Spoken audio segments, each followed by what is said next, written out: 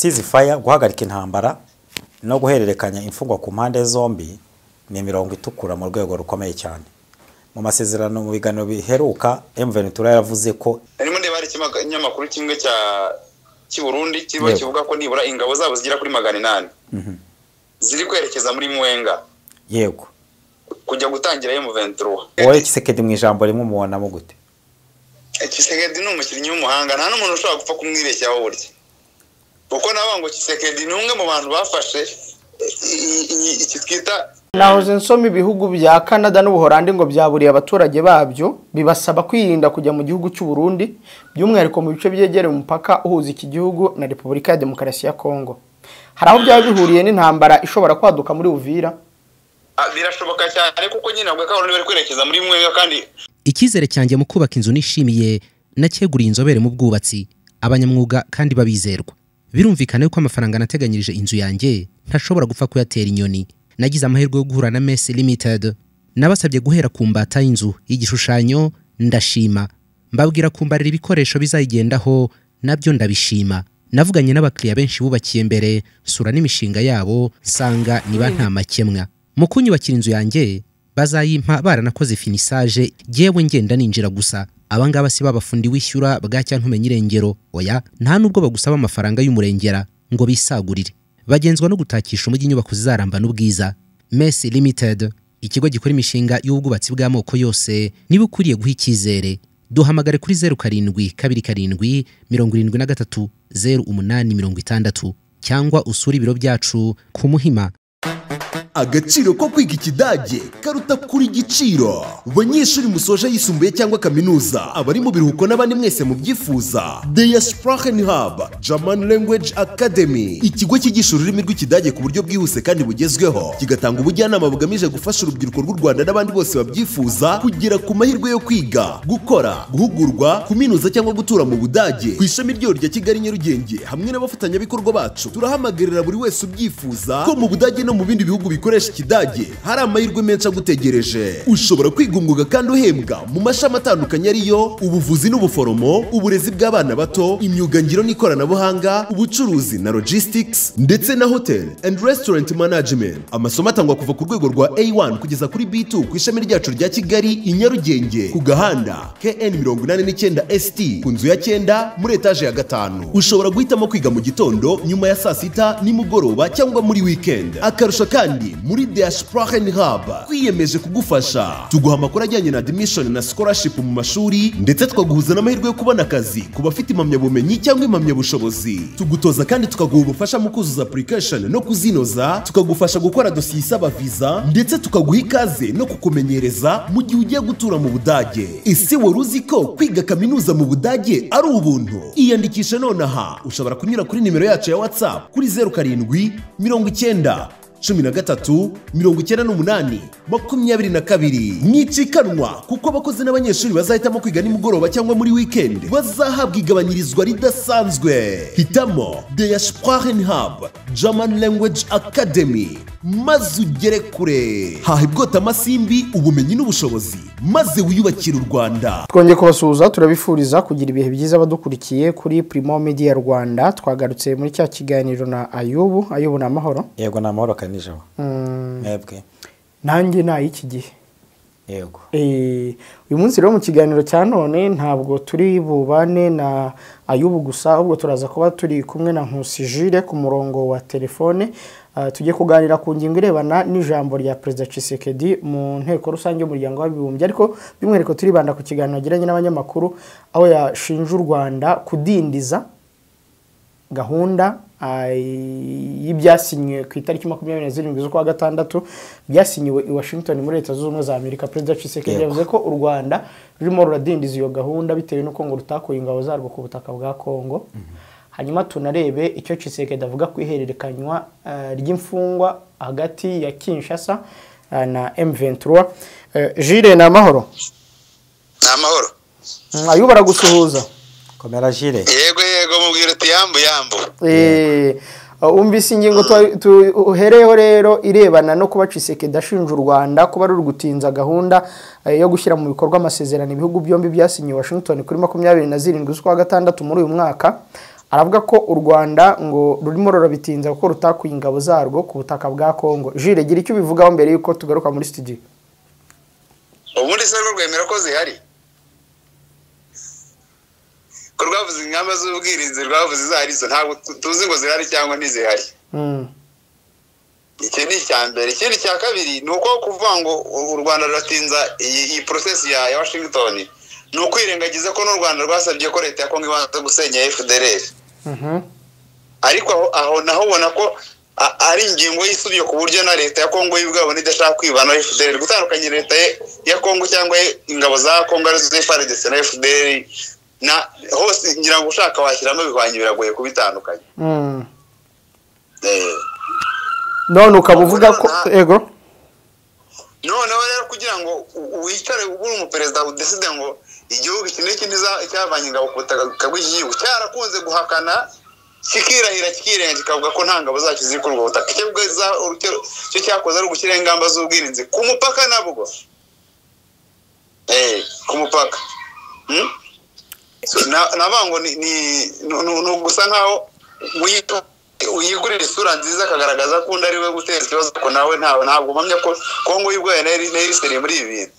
None se Tshisekedi akaba avuga ko basinyanye kuzikurayo bakabisinya bo batazi ibyo basinye. Nyine aho niho hari ihurizo.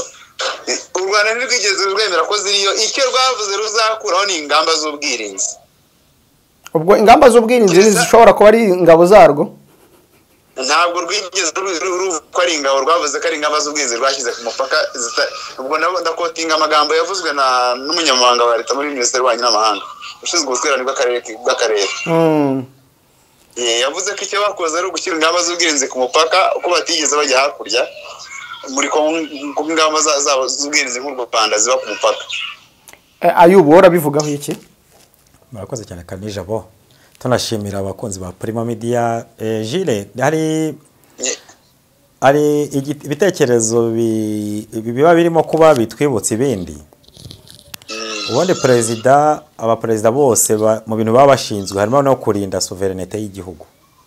Yego. Hanyuma mu gihe cya negritude nezera ko ubyibuka hari verisiyo ebyiri. Verisiyo imwe y'Abongereza baharaniraga iterambere no kwibohora kw'abanegre, n'Abafaransa bari barimo ba Leopold Sédar Senghor.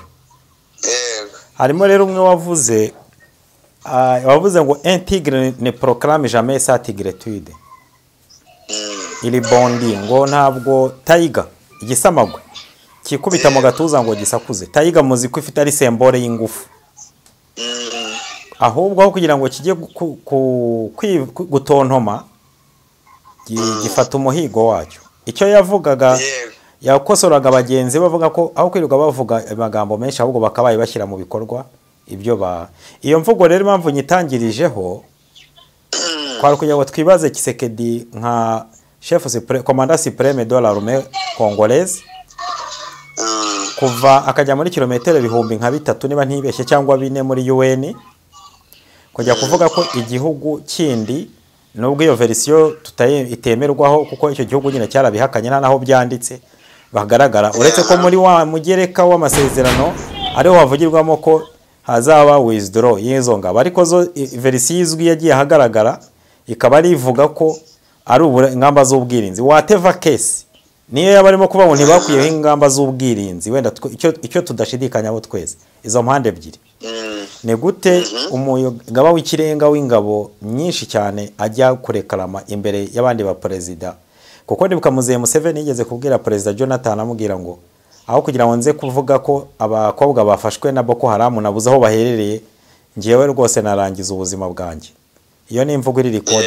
So ntabwo rero ntekereza ko Tshisekedi ya mvugo imuhesha agaciro, niyo twavuga ngo yashakaga ko atunganya image ye. Icya kabiri, ntabwo ubona ko yaba ari mechanisme de défense ya za defete afite ibibazo biri mu gisirikare cye, ibibazo byo kuba yarananiwe kwambura nkuko wari bivuze intwaro FDLR n'indi mitwe yitwaje intwaro. Ese ubundi logically speaking kwambura FDLR intwaro no kuba ikindi gihugu cyaje kurwanya FDLR cyazikura ahubwo bwirinzi kikabukuraho ni ikihe cyabanza mwenda mwakomeza mudufasha kugira ngo dusobanukirwe iki ngiki bwana Jire ndumva habanza kwambura intwaro FDL ariko nanone hanyuma ingamba z'ubwirinzi nazo zigakorwa kuko FDL niyo tujya ajya ingamba z'ubwirinzi iki kikwiye kubanza hakwiye kubanza kwambura intwaro FDL gacyurwa kuko n'ubundi idahari ubundi nkeka ko nta FDL ihari u Rwanda nta menace rwa rufite kuri Kongo yego ubwo ariko ubona ko ari nayo ngingo ihasi izindi ubona ko kubwira Tshisekedi cyangwa tukabwira BM n'abandi ndavuga abakomanda ba FARDC bose yego kubabwira ngo mwikureho FDL kugira ngo utandukanye FDL na FARDC byagize aho birivanga babihwanye kugira ngo umubwira ngo bitandukanye nawe atabishobora nese Tshisekedi subona afite FDL nka defense imurinda u Rwanda cyangwa yifite nka sabotage ku Rwanda yifite nka defense imurinda u Rwanda kuko nta muntu ubishidikanyaho buri uvanye abarundi muri abo bantu baje muri coalition gouvernementale FDL ni defense ya Tshisekedi cyangwa ni menace ku Rwanda ni defense ya Tshisekedi ikaba menace ku Rwanda direct kuko baye defense nekereza ko yavuga ati sinkora defense yanjye mu gihe nanjye mfite menace no avuga ko bamufasha no muri kurwanya M23 aho no istahazira ngo yuko none ubwurwa menace ya M23 watumye abantu fone bahunga cyangwa abanyamurenge ni FDL yabasanze ari kabikire ikiri exfal bivuze ko ari defense iri illegitime bitewe na status ya genocide yego kabisa okay so akaba agomba kusigara ari defense komeza Jire yego ariko nanone ntabwo yasigara ari defenseless kuko niba hari ikibazo uri yagiye tubane ibihugu babitwara ni projet politique zo mu bindi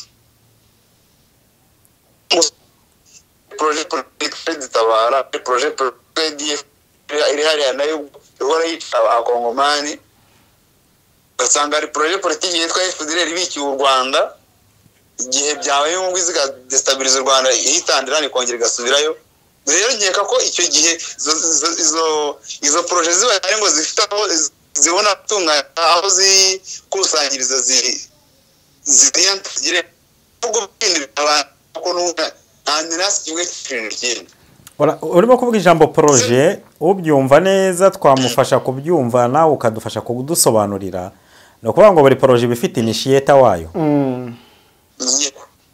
urashaka gusobanura iki neza ndumva nitubaka irimo gucika ndimo kuvuga ni ground yabyo ni muri Kongo hose ukuvuga ngo usanga n'urugero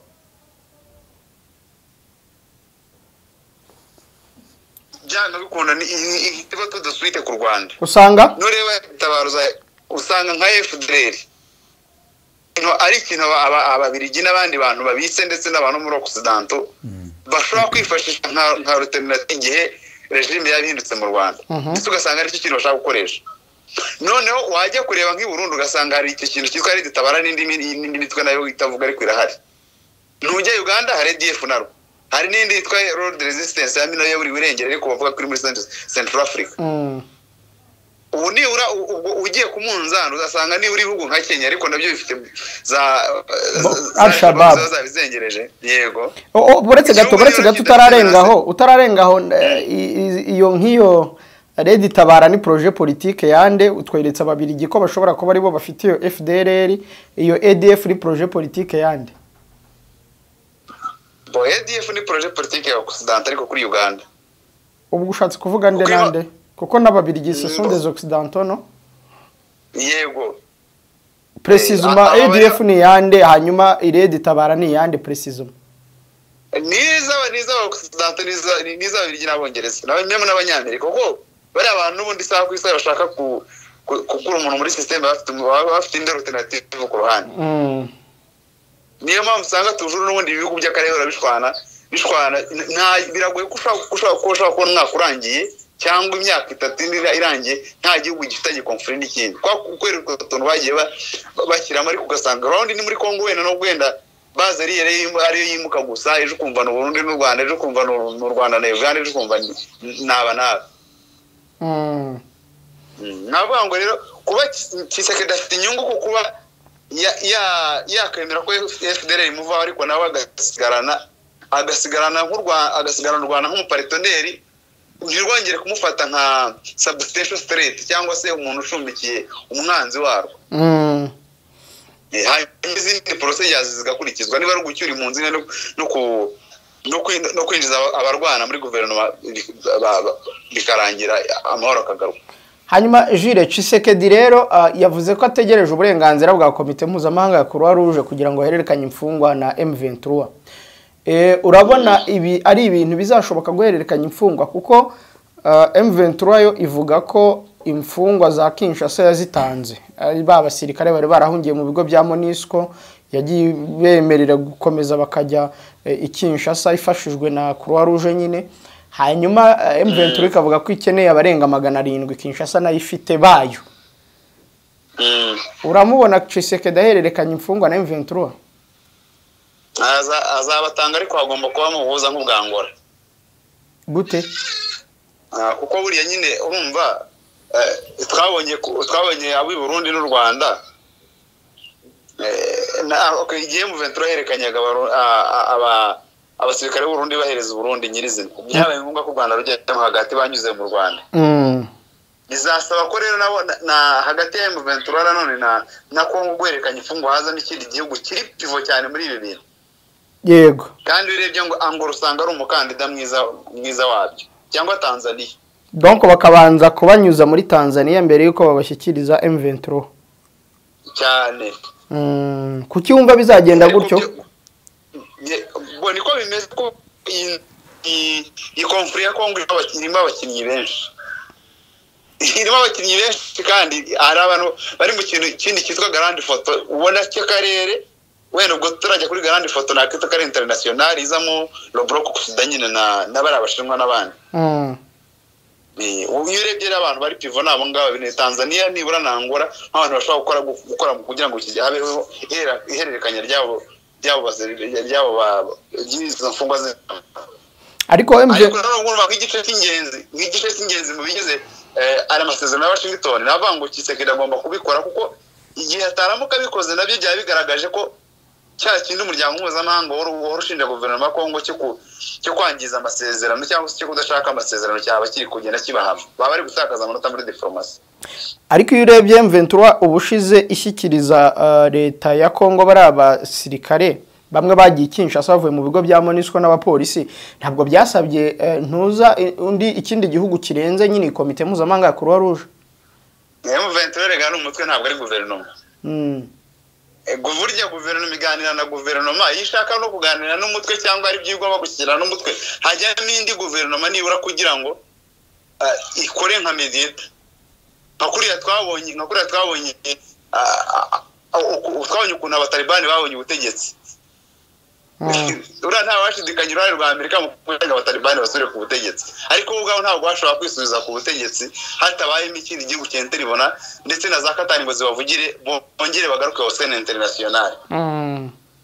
Hanyuma Ayubu niyo mpamvu rero bisaba ko hazajyamo ikindi gihugu byanga bikunda ariko ari inshuti na Kongo. Ayubu wowe uratekereza iki byo guhererekanya imfungwa kwa M23 na leta ya Kongo? Murakoze cyane Karinijabo. Uko bitekereza icyambere nuko ceasefire guhagarika intambara no guhererekanya imfungwa ku mpande zombi ni mirongo itukura mu rwego rukomeye cyane. Mu masezerano mu biganiro biheruka M23 yaravuze ko idashaka ijya kuzibindi byiciro byo gushyira mu bikorwa umushinga w'amahoro uri hagati yayo na leta ya Kinshasa mu gihe intambwe imwe bemeranyije itarajya mu bikorwa. Ntabwo rero Tshisekedi yakabaye nyuma y'iki gihe birimo kuvugwa arimo kwitwaza Croix Rouge. Ko Croix Rouge tutabeshyanye tubwizanyije ukuri.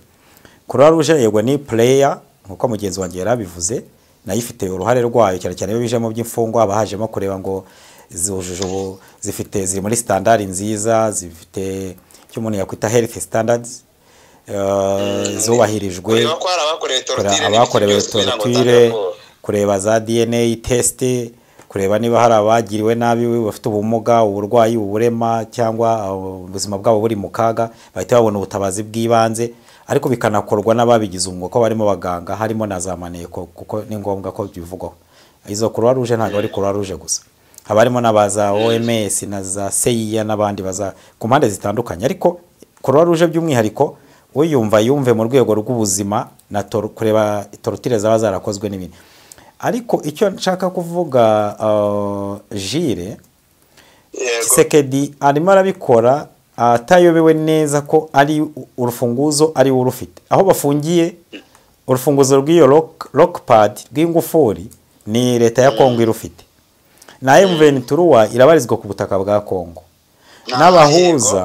N'abahuza turabyumva kimwe rwose. Monitoring buri masezerano yose asinywa yagiye agaragaza monitoring mechanism izakorwa ite, ni izihe mpande zigomba gutanga abasirikare barinda babazubahiriza, bazaba nk'indorerezi mu buhuza. Buri draft yose igenda iberekana, ni abanyamerika bazaba barimo, ni ibihugu byo mu karere, ni MONUSCO iri hariya n'ubundi nayo yirirwa ihembwa amafaranga n'amadolari menshi cyane itanakora iyo role.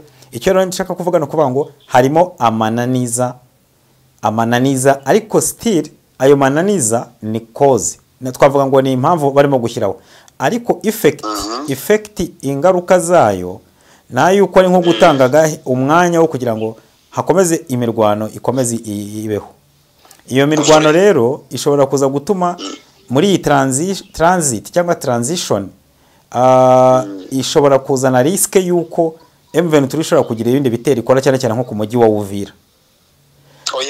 Ni bigaragara nta n'ubitindaho, kuko urebye muvoma zihari mu kanya wenda ni agakirigishwa kaba kajemo, ariko mu kanya narimo ndeba ari ikinyamakuru kimwe cy'i Burundi kiba kivuga ko nibura ingabo zabo zigira kuri 800 ziri kwerekeza muri Mwenga kujya gutangira M23.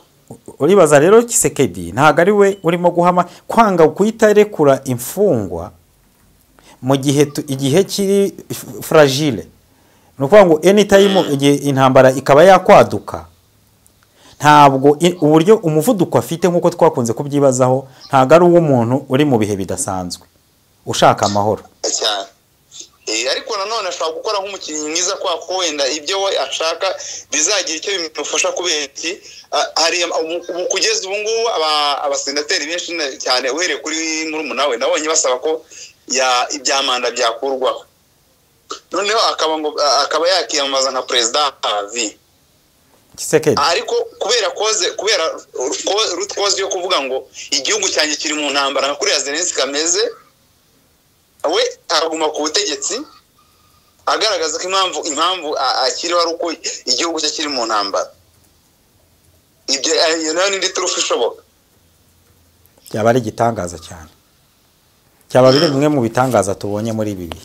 Tshisekedi aramutse ahinduye constitution akitwa president udapfa udasaza utavuga. Ubundi nizo kampanye aba DPS barimo, wabonye ko no muri iyi minsi kimwe mu bintu byatumye nka Vital Kamerhe bamwegezayo, iki kintu nacyo kirimo kuko ari mu bantu batabyumvaga. Hari umuntu wabazaga avuga ubwo wahita umfasha mpise mbitekerezaho ukivuga ku bya Tshisekedi uburyo yabakoza icyo gitangaza. Wabati urebye uko yitwara ubona ari umuntu utazi neza ibyo arimo, cyangwa ubona ari umuntu mubi cyane cyane ku bigendanye n'uburyo yitwaye kuri bari aba Easterners b'abaturage, ubwicanyi bwagiye buba munsi ya komandoma ye, cyangwa se yaba ari umwavantiriye. Watomara wowe Tshisekedi mu ijambo rimwe umubonamo gute? Tshisekedi ni umukinnyi w'umuhanga, nta n'umuntu ushobora gupfa kumwibeshyaho burya, kuko nabo ngo Tshisekedi ni umwe mu bantu bafashe iki twita ni umuntu ushoboye gukina na diplomasi mpuzamahanga. Icyo ni icya mbere, yaba kuri bloke zombi, nubwo wenda hari igihe byagiye bisa naho umunzani muhengamiraho ukabona ageze ubwo yiyambaza kusinda cyane kurenza kote wenda wakita kari BRICS, ubwo navuga Uburusiya n'Ubushinwa. Ariko nanone n'umuntu navuga ko uhindagurika cyane, ariko bitari uguhindagurika byo kuvuga ngo n'umuswa, ahubwo ushobora gufata izo mpande zombi akazibalansinga. Ubuhanga busobanura iki Jiri? reka twemeranye ku kintu kimwe. Ubuhanga ni ubona afite objectivité, niyo yaba yifite ntabwo ishobora kuba iri plus personnel kurusha ku rwego patriotique. Gusa wenda ahantu afite weakness ni hamwe, yego, ni ukudasuzuma ibyo abantu bamubanjirije ngo arebe failures zabo azubakire azubakemo icyo nakita nka strength, cyangwa se azihereho yubaka nyine ibintu bikomeye, kuko nk'ubu nibura mu myaka irenga ingahe amaze ku butegetsi igiye kuzura hafi manda ebyiri, navuga ngo urwego rw'igisirikare ruracyafite intege nke ku buryo bugaragara. Niwe mu perezida ku gihe cye M23 nk'umutwe cyangwa se umutwe urwanya guverinoma umaranye igihe ibice ubigenzura ibice birenga kilometero kari mu 30 zirenga. yego, iyo ni weakness itarigeze igirwa n'abandi bose bamubanjirije, nubwo wenda nabo wenda hari igihe cyageze runaka ugasanga wenda icyo gice cya Eastern hari abantu hari igihe guverinoma itakigenzura. yego, ariko nta muntu ushobora kwihandagaza ngo avuge ko Tshisekedi ari umuswa cyangwa se wenda ibyo arimo atabizi, ukurikije niba n'ukuntu wavuga ko we n'uriya mudamu Kayikwamba bari mu bantu bahaye icyo nakwita nka diplomasi y'u Rwanda kazi pe. ubuhanga kuvuga kutayiminga, kuzana ibishyashya, kuzana ibintu abantu batateganyaga kumva, ariko ukabizana nyuma ukaza gusanga ku mpera kuri rezilita umusaruro uvuyemo nuko inyeshyamba zirimo kongera aho zirimo gufata. Umusaruro uvuyemo uraza kuza kuvuga ko yitwa ngo iki ya bwa bwicanyi bavuga Genocost, ukayivuga muri UN wenda ntagire umuntu kwitaho. Hanyuma usanga Tshisekedi buriya bilaye iri positif. Twari tubihereye hari hano kuvuga ko ashobora kuba ashaka gukora amendment ya constitution kugira ngo abe president avi. Byaba bitangaje ubona bilaye uretse yaba ari ku giti cye nk'inyungu ze nk'umuntu ku giti cye, ariko buriya abakongomani afite ikintu yabicaraho akababwira ati ubu maze imyaka runaka muri presidence y'ibyo maze kubakorera, uretse kubizeza gusa ibyo azakora.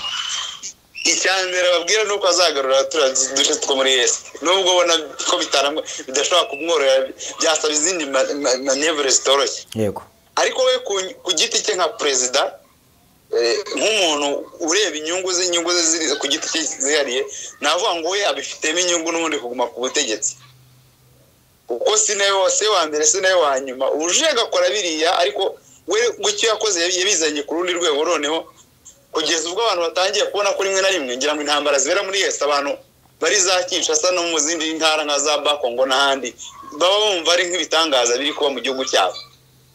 yego, ariko toujours ugiye kureba role ya Tshisekedi au niveau international, noneho na role ya Kongo nka hejemo mu karere, ubona ko hari ukuntu yataye baba pe.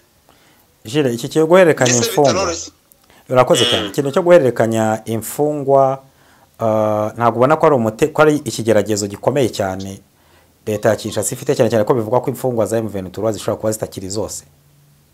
Navuze ko ari uruzingiye nyine.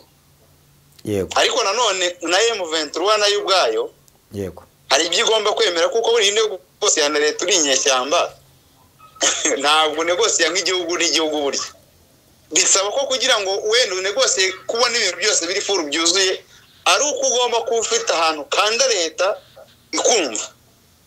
yego. Tugarutse ku muturanyi, tugarutse ku gihugu cy'umuturanyi u Rwanda na Kongo, sorry kuguca mu ijambo.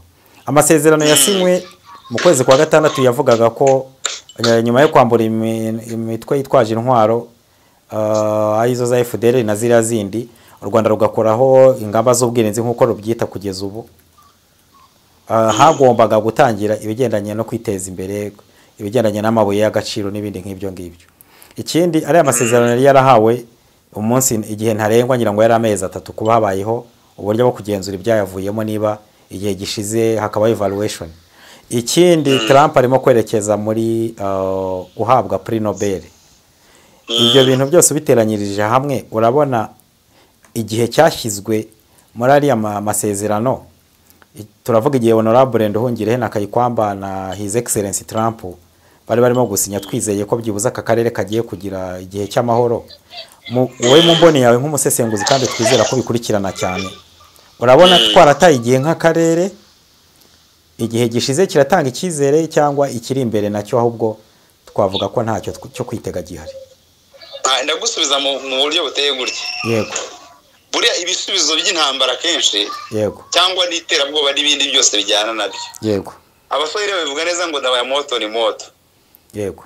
Burya n'ibiganiro byinshi bibaho kugira ngo bibe success cyane cyangwa se bigere ikitwa amasezerano y'amahoro muri aka karere ni ikintu cyagiye kinanirana pe ku rwego nyine naho yagiye yaba yaravugwaga akaba ratification zazagira ugasanga ufite ikindi kintu ukajya kubona imirwaniro ngerubuye.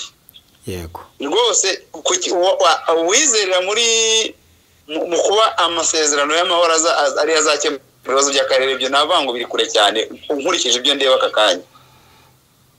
Yego. Ikindi kugira ngo nibura bikunde kugira ngo iyo option ikunde. Yego. Nuko aruneshwa muri bariya akavuga ati ngenda yamanitse. Ariko ikibazo kibaho nuko nka leta ya Kongo iyo ivuze ngo twende tuneshe M23 ntituzayigarukiriza hiri. Icyo kintu ntabwo kigeze kiba mu bakongomani ndetse n'abantu babashyigikiye. Ubwo tayari umuntu ahita yumva ko deja intambara y'akarere kwaduka. Ni nacyo cyatumye Burundi bujya kurinda Uvira. Ubundi buravuga buti in case tutarinda Uvira ntawamenya Uvira ishobora gufatwa bitagenzurwa natwe umutwe bakawaruma Red Tabari gaturuka hariya kandi kuza mu Gitega haba ari hafi.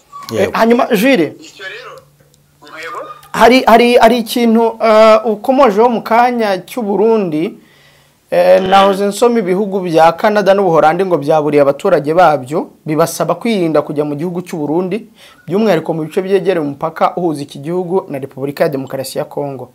Hari aho byaba bihuriye n'intambara ishobora kwaduka muri Uvira? Birashoboka cyane kuko nyine nabwo kandi bari kwerekeza muri Mwenga, kandi iyo uvuye Mwenga byanga bikunda uwafata Mwenga mbere y'undi yaba afite chance nyinshi zo guhita afata Uvira kuko yaba agize icyo bita cut-off ya support y'abakongomani. Ya support weapons n'ibindi byose bakenera kugira ngo baze kudefana Uvira. Nta gitangaje rero kirimo rwose, nta n'umuntu udakwiye kubyitega ko byanga bikora niwe M23 kwerekeza. Ejo nanone witwa Colonel Nanga yaravuze ngo abo muri Uvira mutwitegure vuba turaje. So yabaye nk'uca amarenga. Izo nimvugo zakoreshejwe mbere nanone ifatwa rya Goma babwira yuko avati muhumure turaje. Nta muntu udakwiye kwitega icyo kintu. Ariko nasubiye ku cyayo arimo kumbaza nabango ikitwa umuti w'ibiganiro biragaragara ko muri aka karere udashoboka ukurikira ibintu bigeze ubu ngubu. Gusa uzashoboka igihe byanga bikunda umwe muri abantu yakubiswa akava muri espace marato nyine ikamusiga agasigara cyangwa se akanishwa akabati mbivuyemo. Yego. Iki cyonyine naho kubanga amasezerano abantu babiri bare equilibre ku meza ye biragoye. Hanyuma Jules, wenda tujyana no ku musozo, urareba ugasanga ahantu M23 izahava. Uyu Ayubu turi kumwe muri studio akunda gukoresha ijambo ngo it is there to stay, cyane ko yagiye inagaragaza gushyiraho abategetsi, gushyiraho inzego, gushyiraho gukora ibikorwa remezo no kurokirita. Kaburimbo azava ahantu icyo rwose nanjye nibahamya ko kuhava yafashe hariya ku rugamba rw'imbunda na diplomasi biravugika ku rwego mpuzamahanga. UN Security Council iterana tuzi ko barafata imyanzuro yo kuvana muri Goma nk'uko bigeze mu 2013. Ariko iyo bigeze ngira ngo iyo ngingo kuba ngo mvane abantu hariya muri uriya mujyi sinzi ukuntu bitegenda muri Londres baracece kubona ko bose bicecekeye basa nkaho bamaze kubyakira. Bivuze ko ari plan uko byagenda kose. Nyuma y'iki bintu turi kubona Kongo izagira politiki iri federalisme.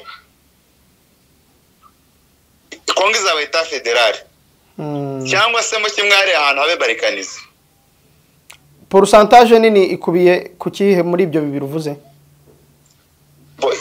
Urebye biri gukorwa ndetse n'ibiri kuri tele kuba barekanize harashoboka cyane ko umuntu biba umugisha na Amerika kandi no kuri Sudani yarabikoze.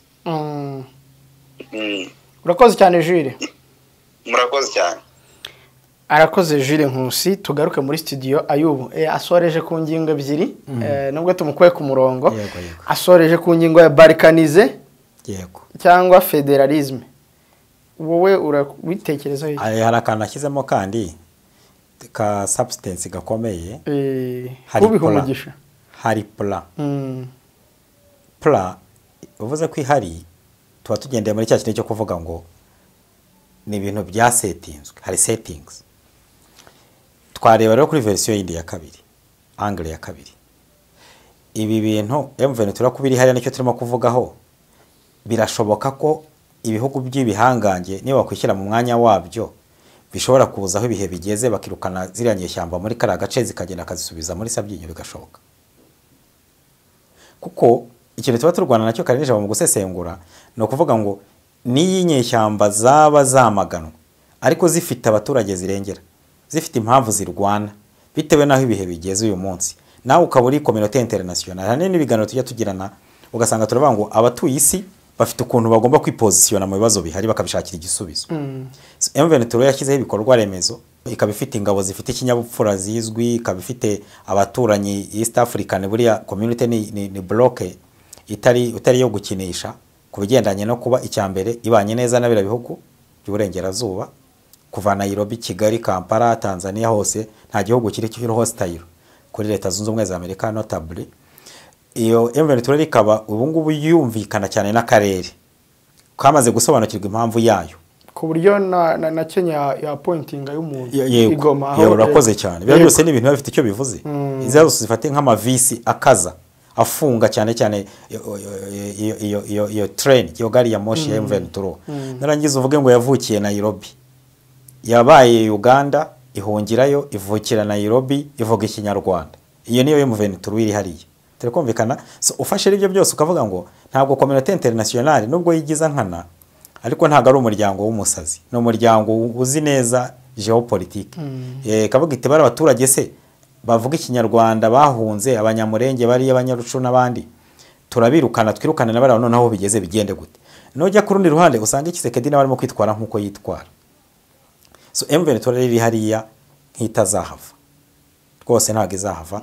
Icya balkanization rero waruvuze ubwo nabashaka gushyiramo facteur ivuga ngo ntabwo ari plan kuko abantu si bo bagenda ibyo byose. Hari ibitagenwa na community international bigendana n'ukuri kw'ibintu bihari, sibyo?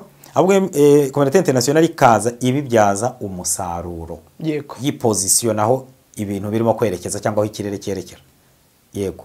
So icya balkanization rero nayo yazabarizirita y'uruhurirane rw'imiyoborere idasanzwe ya Ndombolo ya Soro yo muri Kongo, y'uruhurirane rwa resistance rw'abari abaturage bo muri Eastern Congo, y'uruhurirane rw'isi aho irimo kwerekeza n'uburyo bashaka kuba bavuga bati ntabwo dushaka ko akarere kagomeza kugumamo imvururu kandi dukeneye ibiri munsi ya buriya butaka. Abaturage baho ni batahe niba hari entity yitwaye M23 dushobora kugirana n'amasezerano tugakora neza green energy igasugira igasagamba.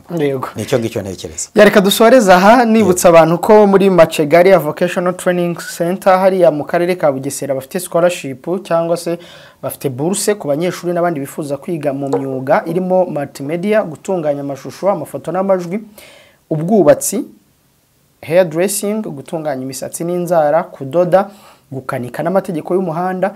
Icyo usabwa no kwishyura amafaranga yo kurya no gucumbikirwa gusa. Niba uba mu kigo ntarenga 300, hanyuma niba utaba mu kigo nayo barayagabanya bitewe nuko wenda uzajya ukonsoma ifunguro rya saa sita gusa. Ni munsi y'ibyo 300 noneho cyane. Muri Machegari rero abanyeshuri barangije umwaka wa 6 bategereje kujya muri kaminuza ushobora kunyarukira ukajya no muri kaminuza wibitseho umwuga.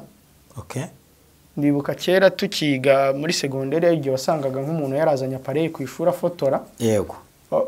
Mukajya mwifotoza akafata umwanya akajya kuyahanaguza akayabazanya. Abo banywaga kafanta muri kantine. Babaga bameze neza. Ubwo rero niba utegereje kujya muri kaminuza rwose ushobora kubanza ukanyarukira muri Machegari. Barimo barandika intake izatangira mu kwezi kwa 3. Yego.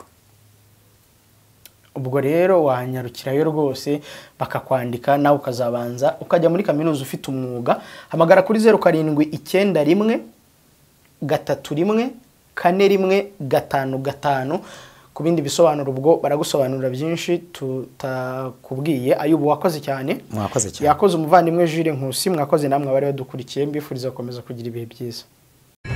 Wigeze wibaza ushobora kubona inzu nziza ku giciro ushoboye cyangwa se ubutaka bufite ibyangombwa butarimo ibibazo? Nta mpamvu yo gukomeza gushakisha, ibisubizo byose biraha. Imari Real Estate turagufasha kugura no kugurisha ibibanza, amasambu ndetse n'amazu yaba mato cyangwa manini. Dukata amasite meza kandi yizewe, tukayagurisha mu mucyo no mu bwitonzi. Ufite amafaranga make ntugire ubwoba, turagushakira inzu cyangwa ubutaka bujyanye n'ubushobozi bwawe. Ufite ubutaka buto cyangwa bunini, turagufasha gukora inyigo y'inzu wakubakaho bijyanye n'ubushobozi bwawe. Dufite ubunararibonye mu gutanga ubujyanama ku butaka wagura buzira ingaru, mu kwirinda amakimbirane abushingiyeho. Mu bunyamwuga buzira amakemwa, nitwe ducunga amazu yawe mu buryo bwizewe. Duhamagare kuri 0783 57 86 72 cyangwa utugane ku mbuga nkoranyambaga zacu nka YouTube na Instagram, hose twitwa Imari Real Estate. Imari Real Estate, twubaka icyizere, inzozi zikaba impamo.